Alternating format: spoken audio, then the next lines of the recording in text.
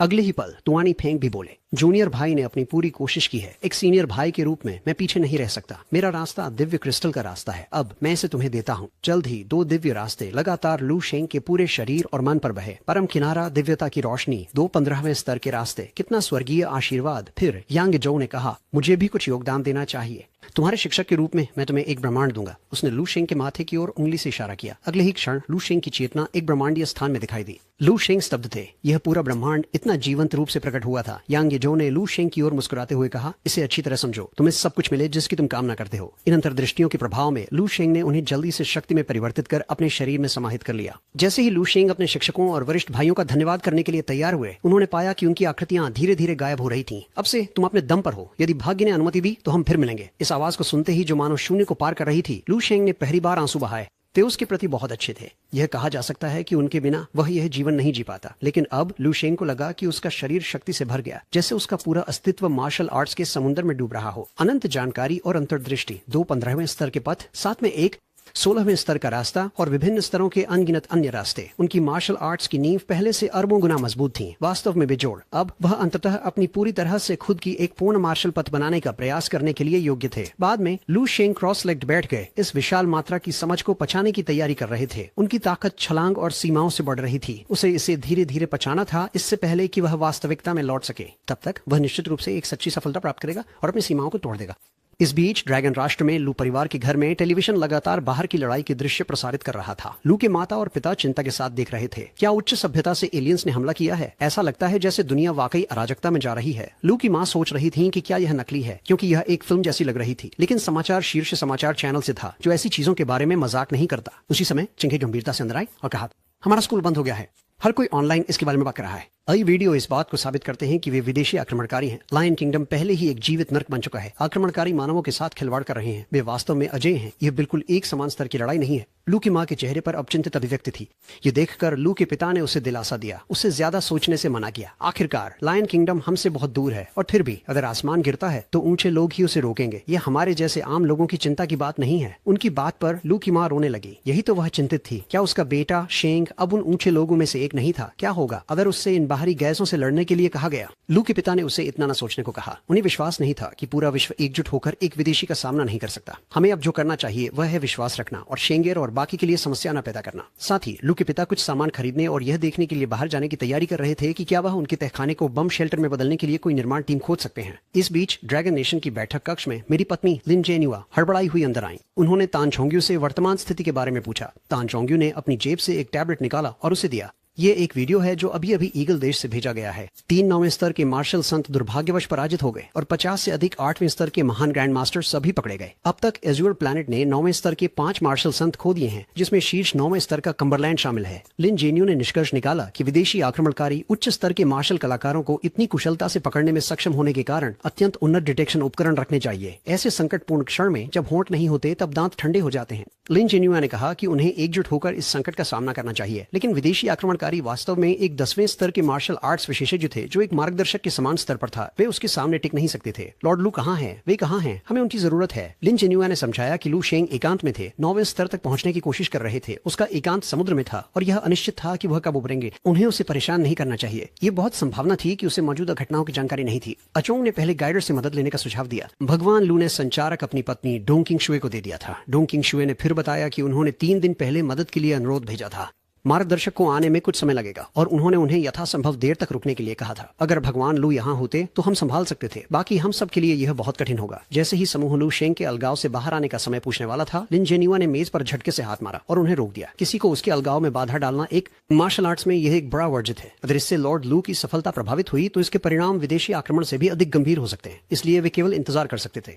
इस दौरान उन्हें दुष्ट आक्रमणकारी से निपटने की पूरी कोशिश करनी पड़ी। एक बार जब भगवान लू एकांत से बाहर आए तो भीड़ लाचार थी, लेकिन यही एकमात्र तरीका था। और इसी समय एक अंतरिक्ष यान एजोर ग्रह की ओर तेजी से बढ़ रहा था। नकाबपोश व्यक्ति ने कहा कि वह लैन शेन के साथ एजोर ग्रह पर जाएगा। आखिरकार चीटोंग और अन्य लोगों से पंगा लेना आसान नहीं था। अगर लैन शेन अकेला जाता तो वह एक डिलीवरी बॉय बनकर रह जाता। लैन शेन ने सहमति व्यक्त की। इस तरह से उनके अवसर बेहतर होंगे और लू शेंग समुद्र की गहराई में एक परिवर्तन से गुजर रहे थे। बैंगनी क्रिस्टल मानवाकार एक अजीब सफेद लहर उत्पन्न कर रहा था। पूरा क्रिस्टल मानवाकार सफेद हो गया। फिर एक और परिवर्तन शुरू हुआ। इस बार सफेद मानवाकार काला होने लगा। ये 11वें स्तर का ध्यान केंद्रित करने का वस्तु था। क्रिस्टल ऑब्जर्वेंस पद्धति में ब्लैक सिथ क्रिस्टल मानवाकृति उनमें से एक यह दुआनी फेंग का 15वां स्तर दिव्य क्रिस्टल पथ है। लू शेंग इस पर चकित हुए बिना नहीं रह सके।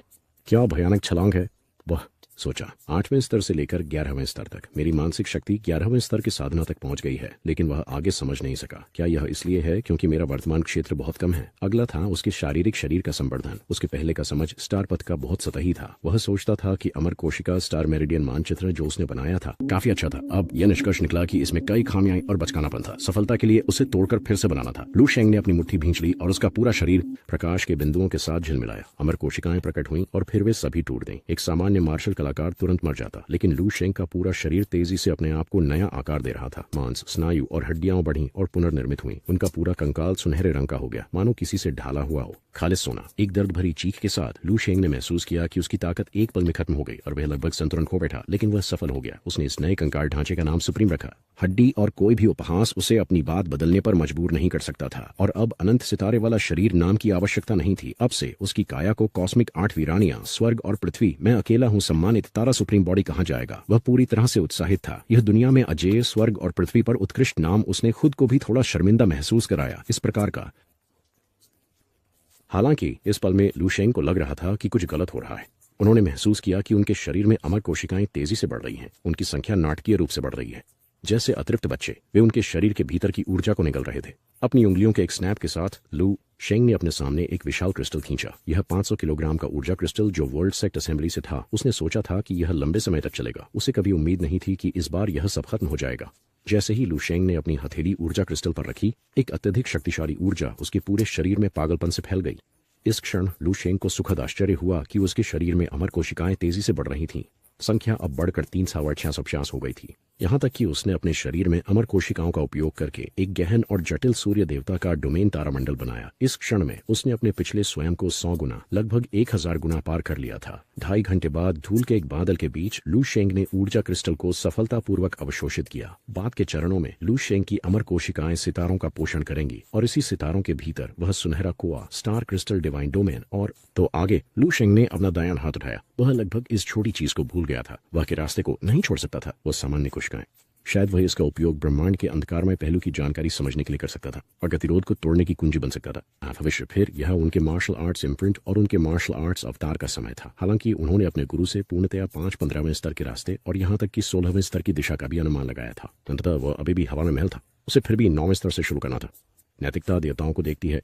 योद्धा देख सकते हैं। मेरा अवतार शरीर मेरे खुद पर आधारित होना चाहिए। मेरी चेहरा ही मेरा है। मैं एक देवता हूँ, इसीलिए मैं अपने अवतार के शरीर के लिए दिव्य क्रिस्टल की पथ को अपनाऊंगा। दिव्य क्रिस्टल शरीर होगा। पथ के लिए मैं तारे के पथ को आंखों के लिए अपनाऊंगा और अपने गुरु के प्रकृति पथ को वस्त्र के लिए क्रिस्टल शरीर के रूप में, सुनहरा कौवा आंखों के रूप में, 4 चिन्ह वस्त्र के रूप में और सभी पथ पर्दे के रूप में के साथ इसकी एक अत्यधिक शक्तिशाली ऊर्जा जो शून्य को भेदते हुए उसके शरीर से बाहर निकली, उसका अवतार शरीर होता। इसे true martial divine flame for extremes अवतार बॉडी कहा जाता है। इसके साथ समुद्र के 10,000 मीटर नीचे से एक बहुत बड़ा क्रिस्टल बाहर निकला। इस बीच ड्रैगन राष्ट्र में आक्रमणकारी ईवल हेल्बर्ट ड्रैगन नेशन में शेष मार्शल संतों को खोजने आया था। जब तक मार्शल संत बाहर नहीं आए तब तक वह मारता रहेगा, लेकिन इसके बावजूद लिन जेन्यू और अन्य केवल गुप्त रूप से गालियां दे सकते थे। यह पहले ही तीसरा शहर था जिसे ईवल हेल्बर्ट ने ड्रैगन नेशन में आने के बाद नष्ट कर दिया था। अगर उसे इसी तरह जारी रखने दिया गया तो पूरा ड्रैगन नेशन बर्बाद हो जाएगा। खंडहरों में बदल दिया गया। तान झोंग्यू जानते थे कि ईवल हेल्बर्ट उनकी उपस्थिति से अवगत था और जानबूझकर उन्हें बाहर निकालने की कोशिश कर रहा था ताकि वे अब और इसे टाल ना सके। मानव के देवता के रूप में दुनिया, हमें मानव दुनिया के देवताओं की जिम्मेदारियों को निभाना होगा। उसने अपनी जीवन बंधन तलवार निकाल ली। भले ही वह केवल थोड़ी देर के लिए ईवल हेल्बर्ट के कदमों को रोक सके, वह बिना हिचकिचाए ऐसा करेगा। इस क्षण में पीछे से ए चांग ने लिन जेन्यू से पूछा कि क्या लू शेंग की कोई खबर है। लिन जेन्यू ने कहा कि वह अभी भी साधना में है। तन झोंग्यू ने कहा कि वे बाकी लोग लू शेंग का इंतजार कर सकते हैं यदि वे चाहता था, लेकिन वह अब और सहन नहीं कर सकता था क्योंकि मैं तन झोंग्यू भी एक शक्तिशाली दुश्मन पर वार कर सकता हूं जैसे लू शेंग ने किया था। मैं बिना पछतावे के मर जाऊंगा। यह कहते हुए तन झोंग्यू ने अपनी तलवार उठाई और आकाश की ओर उड़ गया। यह देखकर लिन जेन्यू ने गंभीर स्वर में कहा, आवाज उज्जवल जेड मार्शल संत चल पड़ा है। ड्रैगन नेशन के संरक्षक मार्शल संतों में से एक होने के नाते मुझे भी जाना होगा। मैंने पहले ही मैडम डोंग को सूचित कर दिया है कि वे लॉर्ड लू को एकांतवास से बाहर आने के लिए प्रेरित करें। आप सभी विभिन्न देशों के मार्शल संत हैं जो सिंग और दुनिया, मैं आपको मेरे साथ इस मजबूत दुश्मन से लड़ने के लिए मजबूर नहीं करूंगा। मैं केवल यह चाहता हूं कि आप सभी समझें कि जब होंठ नहीं रहते तो दांत ठंडे हो जाते हैं। इसके साथ ही मेरी पत्नी लिन जेन्यू भी आगे बढ़ते हैं। हेरल्ड ने यह सुनकर सहमति व्यक्त की। यह अब व्यक्तिगत देशों के हितों की बात नहीं है। विभिन्न लू शेंगों ने भी अपने मुट्ठी बांध ली, जीवन और मृत्यु की लड़ाई की तैयारी करते हुए। एक करके एक साथ वे सब ऊपर के आक्रमणकारी की ओर दौड़े। आम लोग यह देखकर जोश और खुशी से चिल्लाने और रोने लगे। ये हैं युद्ध के संत, युद्ध संत मास्टर। Yes in तेनबाटन। बचाने के लिए आए हैं। इतने सारे युद्ध संत मालिकों के साथ हम बच गए। इस समय इविल हल्बर्ट हंस पड़ा। अच्छा, आप अंततः बाहर आने के लिए तैयार हैं क्या? एक देसी वीर योद्धाओं के समूह। तुमने मुझे लगभग रुला ही दिया। फिर एक कपटी मुस्कान उभरी, ताकि तुम सब मर सको। जैसे ही उसने कहा, अजीब आग जैसी टेंटेकल विभिन्न मार्शल संतों की ओर उड़ गईं। एक क्षण में आग की टेंटेकल विशाल हाथों में बदल गईं और मार्शल संतों को घेर लिया। समुद्र के दूसरी तरफ एक छोटी नाव लहरों पर डोल रही थी। नाव के अंदर का परिवार टीवी प्रसारण को गुस्से के साथ देखा। क्या दुनिया के सभी मार्शल संत उनसे मुकाबला नहीं कर सकते? फिर हमें कौन बचा सकता है? निराशा में बच्चे ने एक त्रिशूल लहराया, वहां दौड़ने की इच्छा से। लेकिन जब 9वें स्तर के मार्शल संत ही मुकाबला नहीं कर सके, तो ऐसा नन्हा बच्चा क्या कर सकता था? अगले ही पल बच्चा डर गया जब उसने पाया कि दूर समुद्र में कुछ है। क्या वे किसी समुद्री राक्षस से टकरा गए थे? लेकिन उसके पिता कहा, नहीं, वह तो समुद्री ड्रैगन राजा है। समुद्री ड्रैगन राजा गुस्से में है। समुद्री ड्रैगन राजा, कृपया अपना गुस्सा शांत करें। समुद्री ड्रैगन राजा के सामने घुटने टेककर सिर झुकाओ। हालांकि उस बवंडर के भीतर एक चमकदार रोशनी चमक रही थी और उसके भीतर एक काला आकृति दिखाई दे रहा था। आदमी भयभीत था। यह दृश्य किसी भगवान को देखने जैसा था। चमकदार के बीच में प्रकाश में लू शेंग बाहर आए। उनका पूरा शरीर लपटों में गिरा हुआ था। लू शेंग ने अंततः अपनी साधना पूरी की और एकांत से बाहर आ गए थे। वह अब अपनी शक्ति को और संकुचित नहीं कर सकते थे। अगर वह जारी रहा तो धरती और आकाश की शक्ति और इस ग्रह की प्राकृतिक ऊर्जा उससे समाप्त हो जाएगी और ग्रह पूरी तरह से चुप हो गया। जैसे लैन शेंग ने कहा था, छोटा अजूर ग्रह अब लू शेंग को धारण नहीं कर सकता था। अब से ब्रह्मांड का तारामंडल एक मंच होगा। लू शेंग नहीं जानते थे कि क्या वह एक ग्रह को तोड़ सकते हैं एक ही मुक्के से अब, लेकिन उसने अनुमान लगाया कि वह अभी भी इससे काफी दूर था। एक ग्रह कोई अंडा नहीं है जहां खोल टूटता है और पीला हिस्सा बाहर बहता है। वास्तव में जितना गहरा जाओ उतना ही ठोस होता है। लेकिन वह अभी 9वें स्तर पर ही था, इसलिए उसे इसके बारे में ज्यादा नहीं सोचना चाहिए। अगले ही पल लू शेंग ने महसूस किया कि असामान्य रूप से अधिक संख्या में मदद की गुहारें। यहाँ तक कि देश के रक्षक देवता युद्ध संत भी हार चुके हैं। अब हमें कौन बचा सकता है? हमें बचाओ। मदद की अनेकों गुहारें लू शेंग के मन में उमड़ पड़ी। इसके साथ ही लू शेंग ने अपनी आत्मिक शक्ति को सक्रिय किया और एक आध्यात्मिक शक्ति का जाल जल्दी से फैल गया। थोड़े ही समय में पूरा ग्रह लू शेंग द्वारा आच्छादित कर दिया गया। इसी समय इविल हेल्बर्ट ने लिन जन्युआ को उठाया और हंसा। हाँ, क्या आप देख रहे हैं? ये हैं वे अभिभावक देवता जिनकी आप पूजा करते हैं और जिन पर आप निर्भर रहते हैं। यह एहसास चाहे कितनी बार हो, मुझे बहुत पसंद है। एक निम्न स्तर की सभ्यता के निवासी शक्तिशाली ताकत के तहत कांपते हैं। उनके चेहरे डर से भरे होते हैं। आह, कितना सुखद है। इतने कमजोर फिर भी इतने जिद्दी छोटे कीड़े। अगर उन 2 लोगों के साथ शर्त न होती तो मैं 1 महीने और खेल सकता था। मैं इसे आखिरी बार दोहराऊंगा। तुरंत इस ग्रह के सभी संसाधन मुझे लाओ, वरना मैं इस ग्रह की सभी सभ्यताओं को 1 घंटे में 1 शहर की दर से नष्ट कर दूंगा। सभी को मार डालूंगा। मुझे उम्मीद है कि तुम मुझे ज्यादा इंतजार नहीं कराओगे। आखिरकार सभ्यता को नष्ट करना भी काफी थकाऊ और उबाऊ चीज। इसके साथ ही इविल हेल्बर्ट ने लिन जेन्युआ को नीचे फेंक दिया। लिन जेन्युआ जमीन पर गिरा। मरते हुए लू शेंग का नाम बुदबुदाया। तभी नीचे की भीड़ इस नजारे से आकर्षित हो गई। ऊपर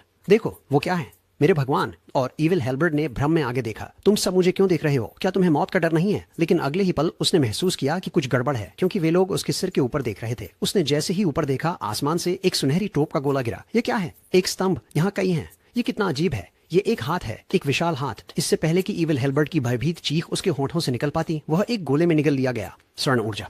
उसने आकाश से गिरते हुए विशाल हाथ का प्रतिरोध करने के लिए अपनी पूरी ताकत का उपयोग किया, लेकिन अगले ही सेकंड उसने पाया कि उसकी पूरी शक्ति उसे रोक भी नहीं सकी। सबसे नफरत की बात यह थी कि जब वह मरा तो उसे यह भी नहीं पता था कि उसका प्रतिद्वंदी कौन था। योद्धाओं ने आकाश में गायब हो रहे आक्रमणकारी को देखा। वे कभी नहीं सोच सकते थे कि अभी अभी का अमोघ और क्रूर विदेशी आक्रमणकारी एक पल में मारा जाएगा, जैसे मच्छर को मारा जाता है। एक पल के लिए सभी को लगा कि कोई देवता प्रकट हो गया है। पृथ्वी पर क्या हुआ? मेरी पत्नी लिन जेनुआ उठने के लिए संघर्ष कर रही थी, विश्वास में आगे देख रही थी। यह दृश्य बहुत अचानक था। वह सोच रही थी कि कार्रवाई करने वाला व्यक्ति कौन था। धूल के छंटने के बाद एक आकृति ऊपर प्रकट हुआ। क्या यह भगवान हो सकता है? लेकिन यह आकृति कुछ परिचित सी प्रतीत हुई। नहीं, यह भगवान लू है। यह देखकर लिन जेनुआ की आंखें उत्साह से चौड़ी हो गईं। लू शेंग का साइज 48 का जेड का पैर धीरे धीरे नीचे उतर रहा था। उन्होंने लिन जेनुआ को जमीन से ऊपर उठाया। तुमने बहुत मेहनत की है। यह देखकर कि जिस भगवान से वे अभी प्रार्थना कर रहे थे वह लू शेंग थे, अन्य मार्शल संत भी वहां आए और पूछा, भगवान लू, क्या तुमने 9वें स्तर को पार कर लिया है? घर पर टीवी देखते हुए चिंगई ने चिल्लाया, हे भगवान, क्या वह मेरा भाई है? लू के माता पिता भी बहुत आश्चर्यचकित थे। उनका बेटा इतना शानदार था। एक पल के लिए हर स्क्रीन आश्चर्य और उत्साह से भर गई। लू शेंग के कुछ पुराने दोस्तों को विश्वास नहीं हो रहा था कि लू शेंग इतनी जल्दी कैसे बढ़ गए। और लू शेंग का सबसे अच्छा दोस्त लू कीमी को आखिरकार एहसास हुआ कि लू शेंग उनके सैन्य देवता थे। लू शेंग ने सभी से माफी मांगी, कहा कि वह देर से पहुंचे क्योंकि वह अभी अभी एकांतवास से बाहर आए थे। लिन जेन्युआ अभी भी कुछ समय पहले के दृश्य से अचंभित थीं। वह दुष्ट भाला तोड़ दिया गया था बिना लू शेंग का चेहरा देखे ही। यह बहुत ही अविश्वसनीय था। उसने चुपचाप लू शेंग से पूछा, यह जानना चाहती थी कि लू शेंग की वर्तमान ऊंचाई कितनी अवतार क्या था? लू शेंग खुद इस सवाल का जवाब नहीं जानते थे, क्योंकि उन्होंने इसे पूरी तरह से नहीं खोला था, क्योंकि स्वर्ग और धरती की शक्ति का बहुत अधिक उपयोग करने से अज्योर ग्रह की नींव नष्ट हो जाती है। विशेष रूप से लू शेंग को उच्च स्तर के संसाधनों को प्राप्त करने के लिए लैंडशंग जाना होगा, तभी वह जान सकते हैं। सैन्य देवता, ऐसा सुंदर और युवा व्यक्ति हमारे ड्रैगन नेशन का नया पौराणिक मार्शल संत है। सैन्य देवता कुछ समय के लिए लू शेंग बन गए। वो दुनिया भर की 5 अरब महिलाओं का सपनों का पुरुष बन गया। उसने लिन जेनिया से यह भी सुना कि कम्बरलैंड मरा नहीं हो सकता, क्योंकि ईविल हेल्बर्ट मार्शल संतों को लगभग मौत के घाट उतारने के बाद उन्हें एक अंतरिक्ष यान में कैद कर लिया जाता, लेकिन वे अंतरिक्ष यान की सुरक्षा को तोड़ नहीं सकते थे। ये सुनकर लू शेंग ने अपनी हथेली में अपनी ताकत इकट्ठी की। अगले ही क्षण एक हाथ की तलवार आगे बढ़ी। एक दरार के साथ पूरे अंतरिक्ष यान की बाहरी परत फट गई। कहना होगा यह थोड़ा मुश्किल था, जैसे कोई साधारण व्यक्ति अखरोट को अपने खाली हाथ। लू शेंग ने लिन जेनिया और अन्य लोगों से कहा कि पहले लोगों को बचाएं, जबकि उसे खुद अभी कुछ महत्वपूर्ण कार्य करने थे। फिर भीड़ के आदरपूर्ण विदा के बीच लू शेंग एक कदम में आकाश की ओर उड़ गया। उसने इसके बारे में लंबे समय से सोचा था, लेकिन कभी प्रयास नहीं किया। जल्द ही लू शेंग की उच्च गति के साथ वह ग्रह के ऊपर पहुंच गया, जिससे वह पहले से ये कर सकता था।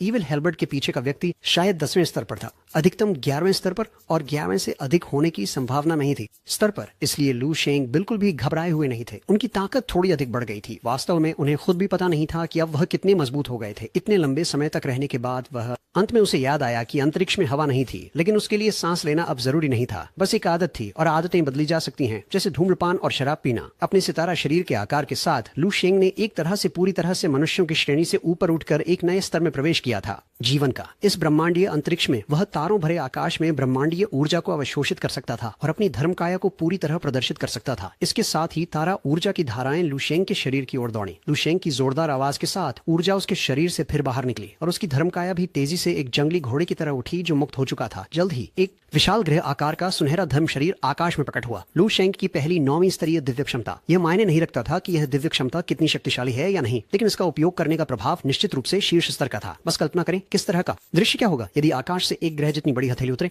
यह भगवान बुद्ध की वह विशाल हथेली होगी जो वानर राज को दबा रही है। शायद एक दिन वह भी देवताओं और बुद्धों के समान हो सकता है। अंतरिक्ष के समुद्री डाकू, है ना? आओ जल्दी करो। बेहतर होगा कि 11वें स्तर पर हो, नहीं तो उन्हें कुचलना उबाऊ होगा। क्या एक सामान्य व्यक्ति मच्छर को मारने पर उपलब्धि का अनुभव करेगा जब उसे समय मिला? लू शेंग ने खुद को और अपने गुरु यांग यीजो द्वारा दिए गए सर्वोच्च खजाने, उस बीच एक भौतिक ब्रह्मांड के बीज को व्यवस्थित करने की योजना बनाई। इसी बीच एक अन्य सभ्य ग्रह पर एक बड़ा महल में एक समूह झुक रहा था। उनके ऊपर एक और आक्रमणकारी खड़ा था। उसने पहले ही पूरे ग्रह पर विजय प्राप्त कर ली थी और अब आपूर्ति की गिनती और संग्रह कर रहा था। राजा जमीन पर घुटनों के बल बैठा था, सभी ऊर्जा क्रिस्टल सौंपते हुए। ये वह सब था जो वे इस समय तक इकट्ठा कर सकते थे। आखिरकार एक गाइडर हर 10 साल में इकट्ठा करने आता था। जैसे ही उसने बात की, एक हाथ उसकी गर्दन पर चढ़ा। आक्रमणकारी ने भी हिंसा का उपयोग करके साबित किया कि इस राजा को कुछ नहीं छुपाना चाहिए, लेकिन उसे अब निकल जाना चाहिए, नहीं तो यदि वह और अधिक समय लगाएगा तो वह अन्य 2 से हार जाएगा। तभी अपने पिता की चिंता में राजकुमारी अपनी मृत्यु की ओर दौड़ी। यह दृश्य राजा को उससे प्यार भी हुआ और नफरत भी। यकीनन एक काऊ खात ने राजकुमारी की कमर पर थप्पड़ मारा। यो हो ओ बूढ़े, तुमने कहा था कि तुम कुछ नहीं छुपा रहे थे। क्या तुम्हारे पास यहाँ कुछ और अच्छा नहीं है? वह भी बहुत कीमती है। इसके साथ ही मोटे आदमी ने राजकुमारी को ले लिया उसकी हताशा के बीच। रोते हुए अपने पिता को असहाय अवस्था में जमीन पर छोड़ दिया, और जब वह स्पेसशिप पर वापस आया तो मोटे ने तुरंत राजकुमारी को एक स्तंभ पर लटका दिया। जैसे ही वह आनंद लेने वाला था, उसके साथी की वीडियो कॉल आ गई। दूसरी ओर ने भी कहा कि सब कुछ सही चल रहा था और वे वापस आने वाले थे, लेकिन उससे पहले वह मोटे के साथ ईविल हेल्बर्ट की जगह जाना चाहता था। मोटे ने आश्चर्य से पूछा, किस लिए, किस कारण? लंबे बालों वाले आदमी ने अपनी पैंट से एक ड्रैगन बॉल रडार निकाला और कहा कि ईविल हेल्बर्ट का जीवन संकेत गायब हो गया था, लेकिन अंतरिक्ष यान अभी भी वहीं था। दूसरी तरफ जब लू शेंग बीच में प्रवेश किया तो उसने पाया कि यह बिल्कुल उसके सपने की जगह जैसा था। केवल अंतर यह था कि बेस 1359 जो सपने की शुरुआत थी, इस ग्रह से गायब हो गया था। जो कुछ भी बचा था वह केवल मलबा था। जो कुछ भी था वह उसके मास्टर द्वारा तोड़ दिया गया था और बदल दिया गया था। लू शेंग के मार्शल आर्ट्स के लिए पोषण में बदल दिया था, लेकिन अग्निबीज संसाधन पुस्तकालय अभी भी मौजूद था, और यह अब और भी मजबूत हो गया था, क्योंकि अब उसे उन झूठे भ्रमों को बनाए रखने की जरूरत नहीं थी। साधना तकनीकों का अनुमान लगाना, भविष्य की भविष्यवाणी करना, संसाधनों की खोज करना, यही अग्निबीज संसाधन पुस्तकालय की शक्तिशाली सार थी। भविष्य की भविष्यवाणी में पहले हुई विचलन का कारण केवल यह था कि वह स्रोत शक्ति का बहुत कम हिस्सा सक्रिय कर सकता था, और अन्वेषण का स्तर बहुत सतही था, जिसके परिणाम स्वरूप अधूरी जानकारी निष्कर्षण तक। और अब लू शेंग के पास इस ग्रह की पूरी स्रोत शक्ति थी। हालांकि यह केवल एक था, पूरे ब्रह्मांड की स्रोत शक्ति के अरबों भाग यदि वह भविष्य में 16वें स्तर या उससे भी ऊंचा स्तर प्राप्त करना चाहता था और वास्तव में इस ब्रह्मांड को विपत्ति से बचाना चाहता था, तो उसे इस ब्रह्मांड की स्रोत शक्ति को पूरी तरह से परिष्कृत करना होगा। पहले वह एक महागुरु था जो झाड़ू लगाता था, एक गली के माध्यम से एक आधार। अब आवश्यकता थी कि ग्रहों को एक एक करके साफ किया जाए, और यह पूरे ब्रह्मांड के ग्रह थे। उसकी 10 पूर्ण मार्शल पथ को भारी मात्रा में संचय की आवश्यकता थी। अब जबकि उसने केवल इस एक के स्रोत को पूरी तरह से अवशोषित किया था, ग्रह वह कल्पना भी नहीं कर सकता था कि पूरे ब्रह्मांड तक विस्तार करने पर यह कैसा होगा। अगर वास्तव में ऐसा दिन आया तो वह कितना शक्तिशाली हो जाएगा। शायद लुशेंग वास्तव में 2 शब्दों मार्शल आर्ट्स के प्रतीकात्मक प्रतिनिधि बन सकते थे। लुशेंग ने अंतरिक्ष में छलांग लगाई और अपनी सैकड़ों हजारों मीटर लंबी धर्म शरीर को उजागर किया। जब उसकी शक्ति पूरी तरह स्थिर हो गई, लुशेंग धीरे से अपनी आंखें खोले। अब उसे पता था कि उसकी आध्यात्मिक शक्ति 11वें स्तर पर थी, लेकिन उसे यह नहीं पता था कि उसका तारा मार्शल शरीर किस स्तर के बराबर था। उसकी मार्शल कला कौशल फिलहाल एकीकृत करते हुए और उसके गुरु का मार्ग उसे बहुत अधिक विकसित होने की अनुमति दी थी। वह स्तर को स्पष्ट रूप से वर्णित नहीं कर सकता था। मुख्य कारण यह था कि लाभ बहुत बड़े थे और उन्हें पूरी तरह से पचाने में लंबे समय की प्रक्रिया लगेगी। वैसे भी लुशेंग को कोई जल्दी नहीं थी और वह इसे धीरे धीरे सुलझा सकता था। इस क्षण लुशेंग की आंखें सिकुड़ गईं। उसने देखा कि अन्य बाहरी लोग भी आ गए थे। लुशेंग ने अपनी मुट्ठियां भींच ली। उस स्थिति में वह अपनी शक्ति का परीक्षण करने के लिए उनका उपयोग करेगा। इस बीच तारों भरे आकाश में एजोर ग्रह से हजारों किलोमीटर दूर 2 अंतरिक्ष यान यात्रा कर रहे थे। लंबे बालों वाले व्यक्ति ने मोटे आदमी से पूछा कि अब क्या स्थिति है और क्या वह कुछ महसूस कर सकता है। मोटे आदमी ने, जो अभी खेल कर चुका था, कहा कि इविल हेल्बर्ड अब पूरी तरह से संपर्क से बाहर था। यह भी संभव था कि वह एक स्टार पेट्रोल टीम से मिल गया हो और उसे मारा गया। यह सुनकर लंबे बालों वाले आदमी ने मुस्कुराया, बिल्कुल भी चिंतित नहीं हुआ। इसके विपरीत उसे लगा कि अगर इविल हेल्बर्ट मर जाए तो वे अधिक हिस्सा प्राप्त कर सकते हैं। बस उन्हें यह देखने के लिए जाना होगा कि क्या हुआ था और फिर अपने बॉस को रिपोर्ट करें। जैसे ही अंतरिक्षयान अंतरिक्ष में यात्रा करता रहा, यह जल्द ही एजोर ग्रह के ऊपर पहुंच गया। एक एजोर ग्रह वास्तव में सुंदर है। चलो पहले ऊर्जा स्कैन शुरू करें। उन्होंने 6ठे स्तर या उससे उच्च ऊर्जा स्रोत पाया। हालांकि वे दोनों इस ग्रह को साथ मिलकर स्कैन कर रहे थे, लेकिन उच्चतम ऊर्जा स्रोत केवल 9वें स्तर पर था। लेकिन इविल हेल्बर्ट का अंतरिक्षयान यहाँ क्यों छोड़ा गया होगा? क्या यह हो सकता है कि उसने जहाज को छोड़कर भागने की कोशिश की थी? क्योंकि यहाँ कोई 10वें स्तर का अस्तित्व भी नहीं था। तो टोस लंबे बालों वाला आदमी बस लूटपाट शुरू करने की योजना बना रहा था और फिर इविल हेल्बर्ट के अंतरिक्षयान को वापस ले जाकर रिपोर्ट करने दी। दुर्भावना से कुख्यात रेड आई स्टार पायरेट के सदस्य होने के नाते गैंग वे बहुत भावनात्मक रूप से असंबद्ध थे। उनके साथियों का जीवन और मृत्यु पैसे से अधिक महत्वपूर्ण नहीं थे। जब तक उनकी अपनी जान और पैसा सुरक्षित था, कुछ भी स्वीकार्य था। जैसे ही लंबे बालों वाला आदमी उठकर शुरू करने वाला था, उसके पीछे का डिटेक्टर अचानक बीप करने लगा। अचानक अलार्म बज उठा, यह संकेत देते हुए कि 10वें स्तर या उससे अधिक की ऊर्जा स्रोत का पता चला था। हालांकि इससे पहले कि अलार्म अपनी रिपोर्ट पूरी कर पाता, यह फिर से बजने लगा, यह दर्शाते हुए कि 11वें स्तर या उच्चतर ऊर्जा स्रोत पाया गया था। क्या प्रणाली में खराबी हो सकती है? उन्होंने पहले कभी इस तरह का उतार चढ़ाव नहीं देखा था। हालांकि जब मोटे आदमी ने लंबे बालों वाले आदमी को सुना कि 10वें स्तर या उससे उच्च स्तर के योद्धा को का पता चला, वह अविश्वास से भरा हुआ था, क्योंकि उसने अपने उपकरण पर कुछ नहीं पाया था। इस तरह के प्रथम स्तर के संसाधन तारे पर एक 10वें स्तर का मार्शल आर्टिस्ट आना असंभव था। यह यंत्र की खराबी होनी चाहिए। मोटे आदमी के शब्दों के खत्म होते ही उसने महसूस किया कि वातावरण पहले जैसा नहीं रहा, उज्ज्वल। जब उसने फिर देखा तो जो ग्रह अभी तक नीला था, अब सोने की रोशनी की परत से घिरा हुआ था। अगले ही पल वह रोशनी अधिक से अधिक उज्जवल होती गई, जैसे सूरज ने उसे ढक लिया हो।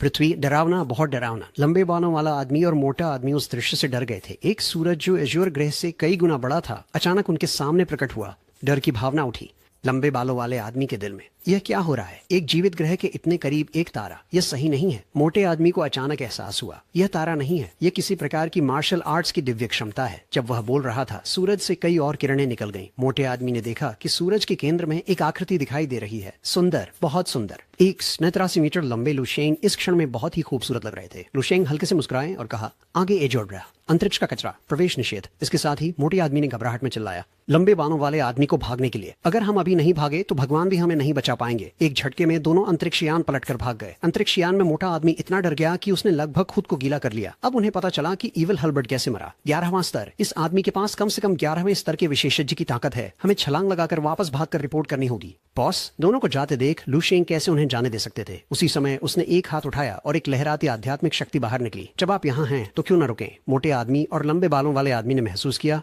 सांस लेना मुश्किल हो रहा है, और खून की उल्टी की। उन्होंने यह भी समझा कि वे थे इस 11वें स्तर की आत्मिक शक्ति के सामने पूरी तरह से असहाय। वे बस यह नहीं जानते थे कि यह शक्तिशाली आत्मिक शक्ति विशेषज्ञ कौन था। फिर लुशेंग का चित्रण अचानक उनके सामने प्रकट हुआ। अब 11वें स्तर से नीचे लुशेंग घास काटने जैसा था। उसने बस हल्के से छुआ और उनकी आत्माएं समाप्त हो गईं। उसने नहीं सोचा था कि वह इस हद तक बढ़ जाएगा। इस पल तारों भरे आकाश के दूर के हिस्से में युईतोंग जो था, सोते हुए अचानक उसकी आंखें खुल गईं क्योंकि उसने महसूस किया कि उन तीनों की आभाएं गायब हो गई हैं। उसके बगल में बैठी महिला बहुत हैरान थी। जहाज पर जो आभा संकेत उन्होंने छोड़ा था वह गायब हो गया था। जो संभावना थी कि वे सब मर चुके थे। महिला को लगा कि यह शायद इसलिए हुआ क्योंकि वे एक तारे की गश्त से टकरा गए थे, लेकिन चीटोंग ने कहा कि यह स्थिति अनुकूल नहीं है। उनकी शक्ति के साथ भले ही वे एक तारे से गश्त, उनके लिए एक भी संकेत लौटाना असंभव होता। इसलिए करी टोंग को लगा कि उन्हें एक ही बार में मार दिया गया होगा। वास्तव में करी टोंग लुशेंग को एक पैकेज देने के लिए जल्दी कर रहा था। ये सुनकर महिला बहुत चिंतित थी। अगर करी टोंग का भी कोई हादसा होता तो उनका स्टार गैंग खत्म हो जाता। हालांकि करी टोंग मुस्कुराया और बिल्कुल भी परेशान नहीं था क्योंकि उसके पास एक गुप्त हथियार था। यहाँ तक कि अगर वह 11वें स्तर के किसी शीर्ष विशेषज्ञ से मिला तो वह कर सकता था। फिर भी अपने पूरे शरीर को सुरक्षित निकाले। जब लुशेंग ने पलक झपकते ही 10वीं स्तरीय आक्रमणकारियों को मार दिया तो उसने एक हाथ से अंतरिक्ष यान का दरवाजा खोल दिया। हालांकि उसके सामने की चमकती हुई दृश्य ने उसे चौंका दिया। हे भगवान, इस तारा चोर की बुनियाद बहुत समृद्ध है। मुझे लगता है कि यह ऊर्जा क्रिस्टलों का ढेर कम से कम कुछ 100 टन का है। मैंने इसे खोलने के लिए केवल कुछ 100 किलोग्राम का ही उपयोग किया था।